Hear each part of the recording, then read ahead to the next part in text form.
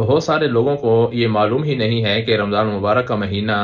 اس کا وقت شروع کب ہوتا ہے۔ اکثر لوگ یہ سمجھتے ہیں کہ جس دن ہم نے روزہ رکھنا ہے اس دن رمضان المبارک کا مہینہ شروع ہوتا ہے، اس دن اس کا ٹائم شروع ہوتا ہے، کیونکہ جس وقت رمضان المبارک کا ٹائم شروع ہوتا ہے اس وقت سے ہر نیکی 70 گنا لکھی جاتی ہے، ہر نیکی کا اجر اللہ تعالیٰ کی طرف سے 70 گنا عطا ہوتا ہے۔ اس لیے ہمیں معلوم ہونا چاہیے کہ رمضان المبارک کا اصل وقت کب سے شروع ہوتا ہے۔ جس دن چاند دیکھا جاتا ہے وہ چاند مغرب کی نماز کے وقت اس سے تھوڑی دیر پہلے تھوڑی دیر بعد دیکھا جاتا ہے، اور جس وقت یہ چاند نظر آ جائے اور اس دن جو مغرب کی نماز پڑھی جاتی ہے وہ مغرب کی نماز رمضان المبارک کے مہینہ کی ہوتی ہے، اس وقت سے ہی رمضان المبارک کا مہینہ شروع ہو جاتا ہے۔ اس دن جو ہم مغرب کی نماز پڑھتے ہیں،